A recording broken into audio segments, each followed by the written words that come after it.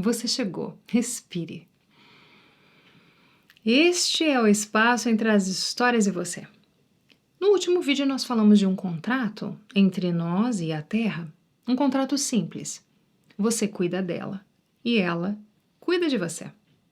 Nós vimos o que acontece quando esse contrato é quebrado violentamente, quando vozes são silenciadas à força, quando a Terra se torna um deserto. Hoje eu quero falar de um outro tipo de contrato. Não um contrato, assim, ancestral, esquecido, meio implícito. Eu quero falar de um contrato explícito, que foi acordado, claro, entre duas pessoas. E nós vamos ver o que acontece quando esse contrato é quebrado. Só que nesse caso ele não é quebrado por causa da violência, mas sim por esquecimento, por não prestar atenção, por talvez achar que o amor fosse suficiente, por esquecer que nós estamos em relação com as outras pessoas. E nós vamos ver também que mesmo quando os contratos são quebrados, nem tudo está perdido. Então essa é a segunda história sobre escolha. Ela é uma história do país de Gales, das Montanhas Negras, de um lago chamado Llanfairpwll e de uma mulher do outro mundo que ofereceu um presente, mas com uma condição clara. Uma condição que foi esquecida. Esta é a senhora de Llanfairpwll.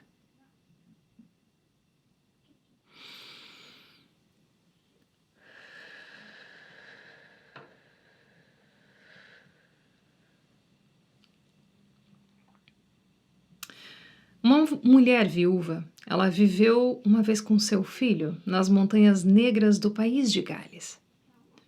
O seu marido, ele foi um fazendeiro que foi morto durante os conflitos que assolavam a terra naquela época. Mas apesar disso, a sorte parecia sorrir para a mulher e para o seu filho. O seu gado prosperava, engordava, foi aumentando o número, tanto que ela teve que mandar o seu filho para além das colinas, com uma parte do rebanho para pastar nas terras férteis ao redor do lago de Llanfairpwll.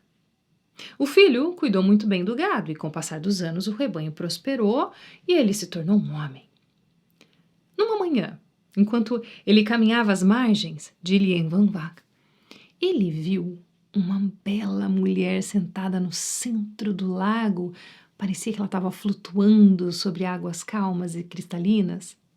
Ele percebeu que ela era Mogurag Endanda, as esposas do outro mundo, que são conhecidas por viverem no fundo de tais lagos remotos, montanhosos.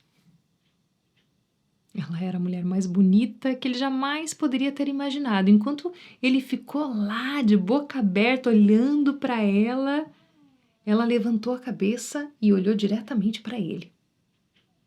Ele levou as mãos ao bolso para oferecer para a mulher um pouco de pão e de queijo que a sua mãe havia feito para o almoço, e ela se levantou e deslizou pelas superfícies da água em direção a ele. Ela recusou gentilmente a comida. E quando ele estendeu a mão para tocar nela, ela escapou do seu alcance, falando: "Duro é o seu pão, e não é tão fácil me pegar." E com essas palavras ela imediatamente desapareceu sobre as superfícies das águas, deixando o jovem ansioso e apaixonado. Ele voltou para casa. No final daquele dia, ele contou para a mãe dele o que havia acontecido. E aí, ela disse para ele que ele deveria de retornar para o lago.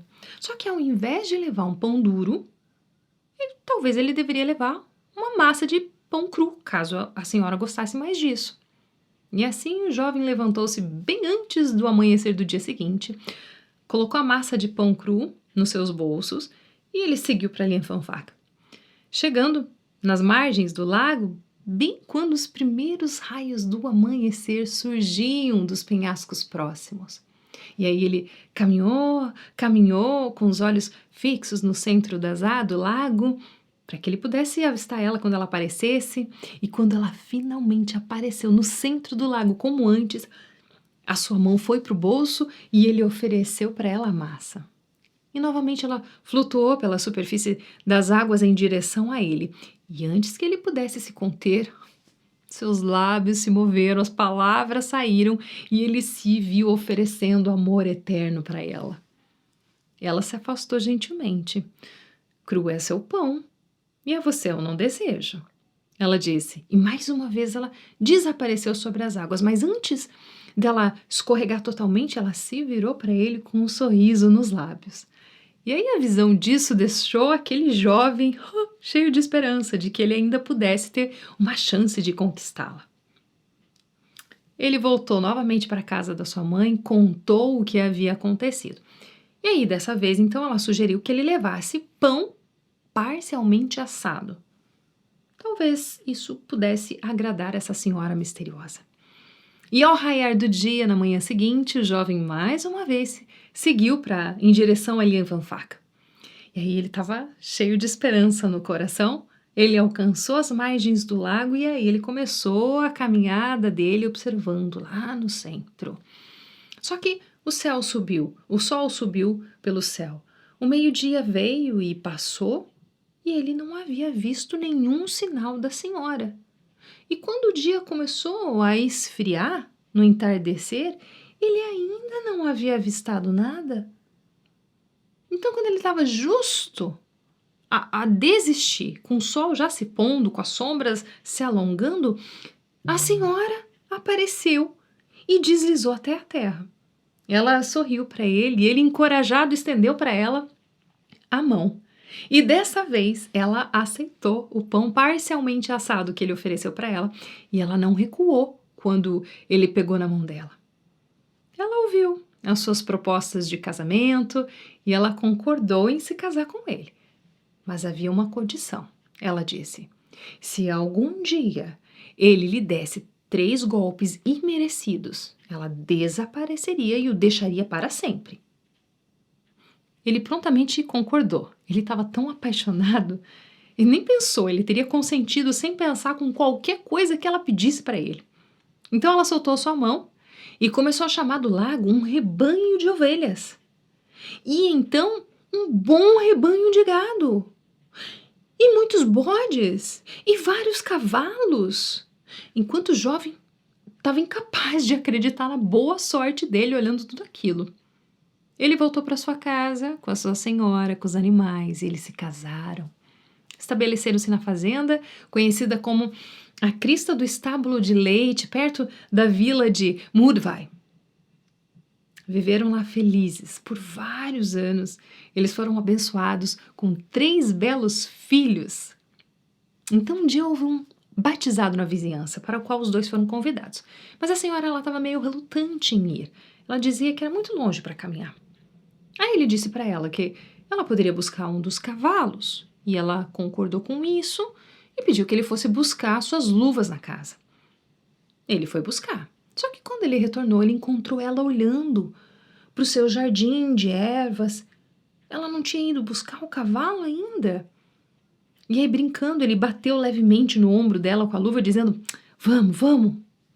Mas ela se virou para ele e lembrou da promessa que ele havia feito de que não golpearia sem provocação. Era para ela disse, decidisse o tempo gasto ponderando uma cura a partir das plantas do seu jardim, era mais necessário do que chegar cedo num batizado. Agora ele havia dado o primeiro golpe e ela o avisou para ser mais cauteloso no futuro. Numa outra ocasião, eles estavam participando de um casamento. Mas no meio da festa do casamento, a senhora de Lien Van Vaca, ela olhou para a noiva, olhou para o noivo.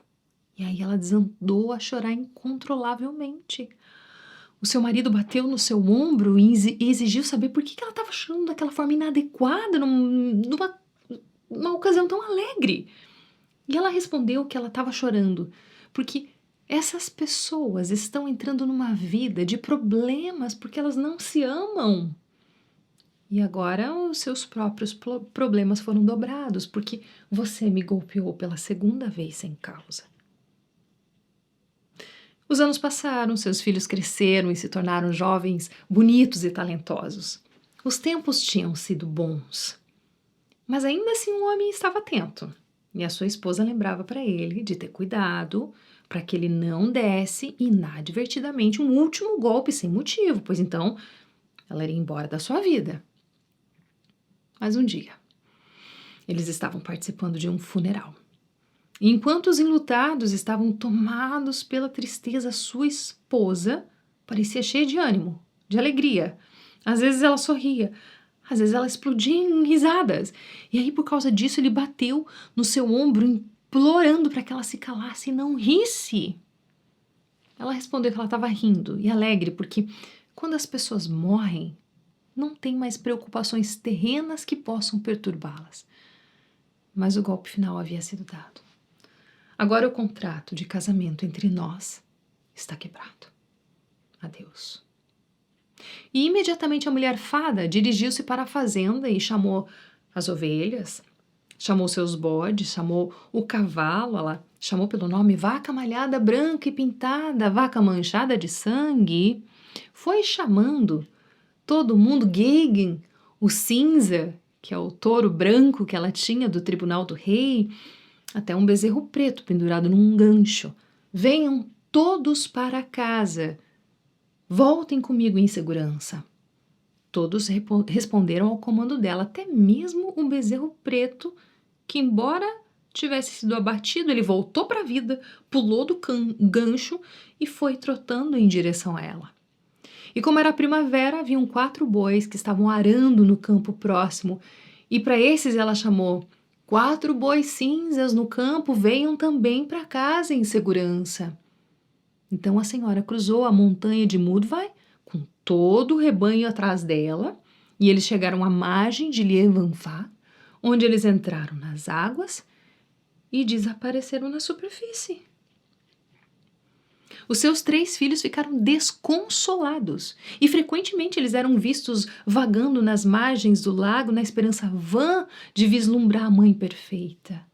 A tristeza do pai um dia fez com que ele contasse para os filhos as origens mágicas deles. E eles caminhavam. Um dia, eles estavam perto de um portão de uma montanha que era conhecida como o Portão dos Médicos. E quando eles estavam lá, a mãe deles apareceu de repente. Ela chamou o filho mais velho dela e disse que a sua missão, designada aqui na Terra, era aliviar os semelhantes do sofrimento e da dor através de uma habilidade para curar todos os tipos de doenças. E para isso ela deu para ele uma bolsa cheia de instruções para preservação da saúde. Disse-lhe que, seguindo rigorosamente as metodologias ali contidas, ele e os seus descendentes, por várias gerações, se tornariam os praticantes mais habilidosos das artes médicas em todo o reino. Então ela desapareceu. Mas a sua voz permaneceu, e ela prometeu encontrar ele sempre que o seu conselho fosse mais necessário. Em várias ocasiões depois disso, disse que ela encontrou os seus filhos. Uma vez, ela até os encontrou num lugar bastante distante e eles tiveram que caminhar de volta para Lianvanfá, que enquanto que eles caminhavam juntos, ela foi apontando todas as plantas medicinais e curativas que eles encontravam pelo caminho. O conhecimento da sua mãe, que ela transmitiu para ele, junto com todas as suas habilidades naturais, logo fez com que eles se tornassem os médicos mais notáveis do país. E para que o seu conhecimento nunca fosse perdido, eles o colocaram por escrito. E assim, eles preservaram por todas as gerações sucessivas.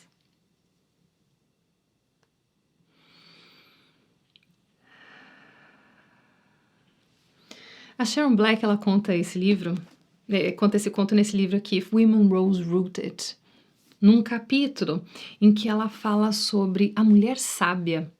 Ela fala sobre a Banfassa, que é a mulher do conhecimento, ela fala sobre a Banleishi, que é a mulher da cura, aquela que retorna da jornada, pertencendo a si mesma e à terra onde vive, pronta para colocar os seus dons a serviço da comunidade. A senhora de Lianvanfá era uma dessas mulheres, curandeira, guardadora das plantas, alguém que via além do imediato, vida, morte e o que circula entre as duas. Quando ela aceitou se casar, ela trouxe abundância, mas também algo raro, a sabedoria do outro mundo, com uma condição simples. 3 golpes imerecidos e ela partiria. Bom, ele aceitou. Talvez ele acreditasse que o amor dele seria suficiente para sustentar esse acordo, mas não bastou.